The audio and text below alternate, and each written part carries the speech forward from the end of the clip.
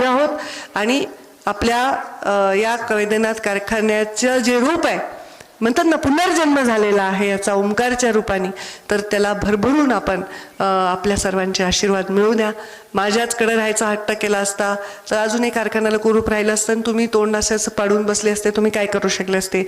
पण मला असं वाटलं की या कारखान्याच्या चिमणीतला धूर म्हणजे मुंडे साहेबांचा आशीर्वाद आहे आणि तो सदैव ती चिमणीतून धूर आला पाहिजे, त्या कारखान्यात गाळप झालं पाहिजे.